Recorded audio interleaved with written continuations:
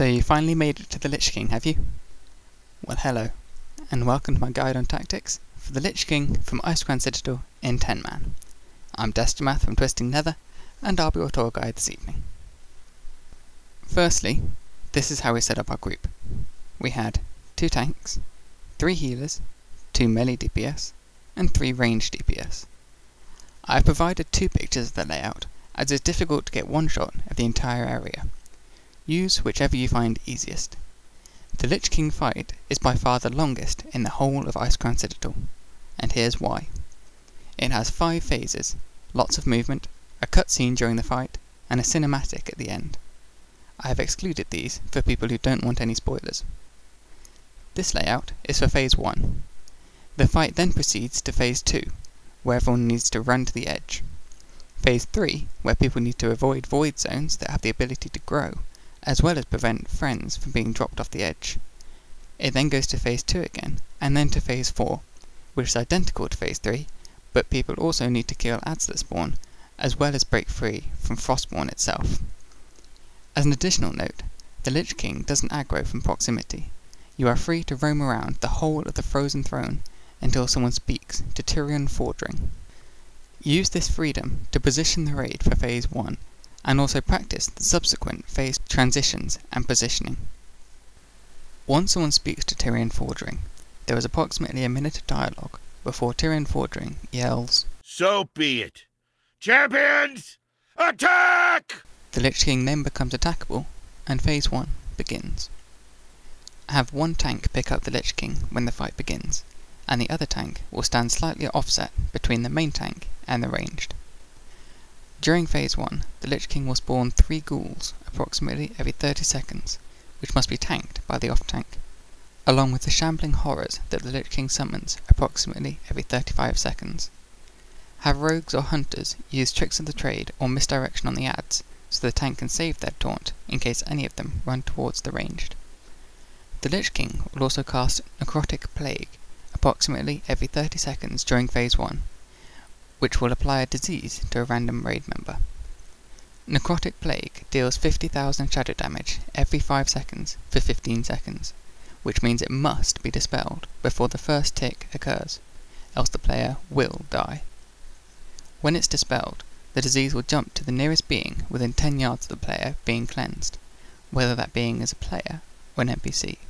Due to this, it is best for the infected player to run over to the shambling horror within 4 seconds, so that when the disease is dispelled, it will be transferred to the shambling horror, allowing the DPS to concentrate on the Lich King. If the player is cleansed with no being within 10 yards of them, the disease will simply disappear.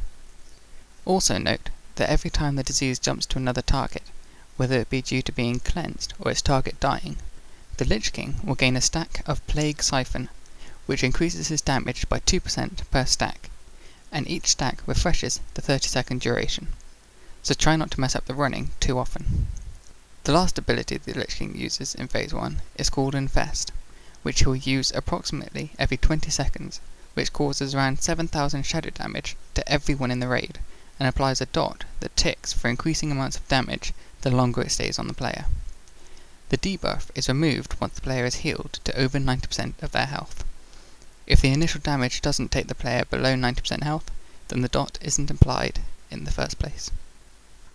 Phase 2 begins when the Lich King reaches 70% health, at which time the Lich King will run to the centre of the area and begins channeling Remorseless Winter, which will deal 7,000 to 8,000 frost damage to anyone within 45 yards of him. In other words, any player that is within this area during Phase 2 is a failure. Also during Phase 2, the Lich King will summon Ice Spheres approximately every 8 seconds, which appear near him and slowly travel outwards towards a random raid member. These Ice Spheres only have around 15,000 health, and must be killed before they reach the raid, as if they come within 10 yards of a raid member, they will essentially blast them off the edge of the plateau, killing them. Approximately every 20 seconds, the Lich King will also target a random raid member and summon a Raging Spirit at their location. As the adds spawn at the player's location, it's best for the player to run to the tank so they can be picked up quickly and turned away from the raid. The reason they need to be turned away from the raid is because they have the ability Soul Shriek, which causes around 20,000 shadow damage to all players in front of them within 15 yards, and silences them for 15 seconds. After 60 seconds, the Lich King will stop channeling Remorseless Winter, and the raid will have 1.5 seconds to get off the edge of the plateau before the Lich King casts Quake, which will cause the outer ring to collapse, taking any player still standing on it with it. Quake denotes the transition into Phase 3. The Lich King will once again have a threat table, and must be tanked by one tank. The other should be taking care of any raging spirits that are still alive for Phase 2, and ensure that they're kept facing away from the raid, although these should be killed before the DPS continue on the Lich King. The only ability that persists from Phase 1 is Infest. Instead, he will use Defile approximately every 40 seconds, Soul Reaper around every 40 seconds, and he will also summon a Valkyrie Shadow Guard approximately every 45 seconds. Defile will create a black oily patch beneath a random raid member with an initial radius of around 8 yards. This area will deal damage to any player standing on it every second, and for every tick of damage it causes, it will grow in size and also cause subsequent damage to hit harder. Due to the mechanics of this ability, the entire raid should spread out before Defile is cast, so that the first tick of Defile will only hit a maximum of one person, and therefore hinder its growth as much as possible. Soul Reaper is an ability that will hit the tank for a large amount of damage, 150% of the Lich King's normal melee swing.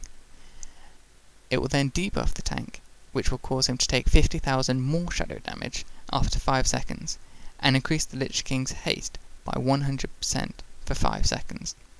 Due to this, it's usually best for the second tank to taunt after the initial blow of Soul Reaper, so that one tank doesn't take the 50,000 damage hit, as well as the Lich King's increased rate of hits.